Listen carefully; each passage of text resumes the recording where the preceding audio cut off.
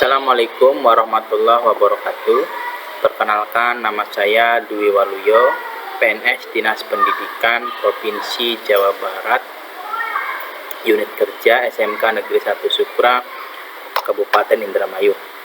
Pada kesempatan ini, saya akan sedikit menyampaikan tentang salah satu model pembelajaran yang bisa dilakukan untuk menyampaikan materi tentang kesadaran diri untuk mengetahui praktek gizi seimbang yang perlu dipertahankan dan ditingkatkan sehari-hari. Membuat keputusan untuk mulai melakukannya sekarang. Ini penting untuk siswa dan siswi di sekolah supaya apa? Supaya siswa dan siswi tersebut bisa mendapatkan asupan gizi yang seimbang. Nah, tujuan pembelajarannya di sini yang pertama adalah meningkatkan pemahaman siswa tentang 4 pilar dan 10 pesan gizi seimbang, menumbuhkan kemampuan siswa untuk mengenali pesan gizi seimbang yang sudah dan yang belum dilakukan secara rutin, mendorong siswa untuk mampu memiliki sikap untuk mempertahankan dan meningkatkan praktik pada pesan gizi seimbang selama ini. Waktu yang diperlukan 30 menit. Alat bantunya adalah sumpit, bola, kemudian penanda, setar, dan finish. Langkah pembelajarannya yang pertama adalah persiapan. Persiapan ini dilakukan yang pertama bagi siswa di kelas menjadi beberapa kelompok masing-masing terdiri 9 sampai 10 orang. Kemudian tiap kelompok siswa dibagi lagi menjadi kelompok-kelompok yang lebih kecil, yaitu terdiri dari 4 siswa, 3 siswa, 2 siswa, dan 1 siswa. Bila memungkinkan, lakukan sebelum sesi sehingga tidak mengurangi waktu untuk aktivitas ini. Yang keempat, siapkan sumpit dan bola sejumlah kelompok yang ada. Tiap kelompok minimal mendapat 4 sumpit dan 1 bola. Yang kelima, persiapkan tempat di luar kelas untuk melakukan permainan ini. 1 titik atau garis menjadi garis start dan 1 garis atau titik menjadi garis finish. Itu langkah-langkah persiapan. Kemudian langkah pengarahan ini selama 3 menit. Di antaranya adalah salam dan sapa peserta yang telah hadir. Kemudian yang kedua, fasilitator memulai sesi dengan menjelaskan bahwa hari ini tiap kelompok akan bermain pilar sehatku. Nah, di sini aktivitas pengarahan. Kemudian aktivitasnya ini dilakukan kurang lebih selama 15 menit. Aktivitas yang pertama, fasilitator menjelaskan bahwa kegiatan ini adalah lomba antar kelompok. Cara bermain adalah sebagai berikut. Permainan babak pertama dimulai dengan kelompok kecil yang terdiri dari 4 siswa. Tiap kelompok membawa 1 sumpit dengan 1 tangan. Tiap kelompok akan bekerja sama membawa 1 bola menggunakan sumpit dimulai dari titik yang sama menuju titik yang ditentukan. Kalau bola yang dibawa tersebut jatuh sebelum sampai titik atau garis finish, kelompok tersebut harus mengulang dan mulai kembali dari titik atau garis start.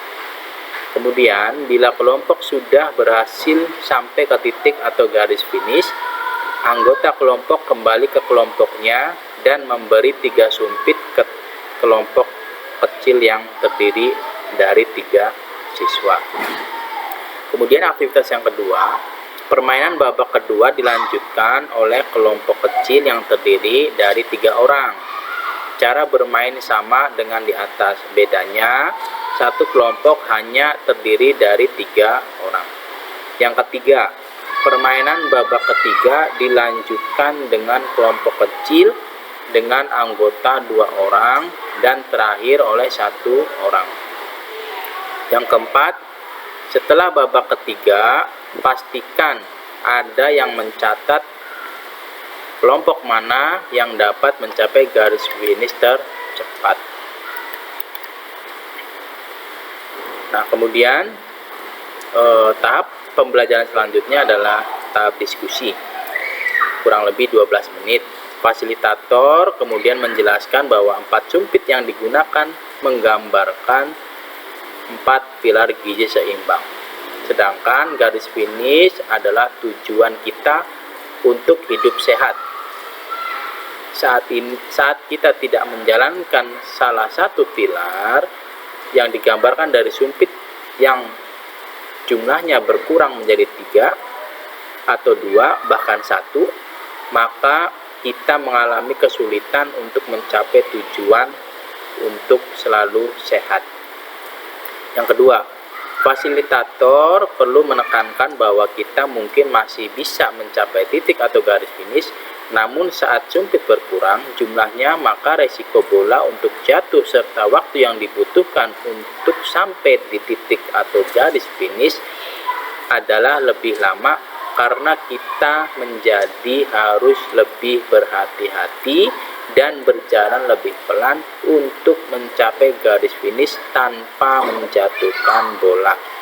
Analoginya adalah bila kita tidak menjalankan keempat pilar gizi seimbang tersebut, maka resiko untuk mengalami masalah gizi dan kesehatan akan lebih tinggi. Yang ketiga, fasilitator kemudian menjelaskan 10 pesan gizi seimbang dan menggali pesan mana yang sudah dilaksanakan siswa secara rutin dan mendorong siswa untuk melaksanakan pesan yang belum dan dilaksanakan dengan rutin.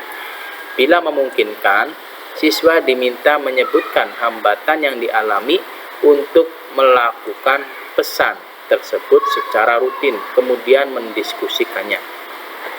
4. Kelompok yang menang dalam perlombaan akan mendapatkan cap aksi bergizi. Kemudian yang kelima, fasilitator dan siswa bersama-sama membaca pesan kunci. Pesan kuncinya di sini adalah gizi seimbang adalah kunci pertumbuhan dan perkembangan yang optimal. Yang kedua, 4 pilar gizi seimbang harus dilaksanakan secara utuh untuk menjaga kesehatan. Yang ketiga, 10 pesan gizi seimbang harus diupayakan untuk dilaksanakan setiap hari sehingga menjadi suatu kebiasaan. Demikian salah satu model pembelajaran yang bisa diterapkan di sekolah untuk siswa dan siswi untuk meningkatkan pemahaman tentang gizi seimbang, baik itu 4 pilar gizi dan 10 pesan gizi seimbang yang notabene-nya harus kita perhatikan setiap hari. Demikian dari saya, kurang lebihnya saya mohon maaf. Wassalamualaikum warahmatullahi wabarakatuh.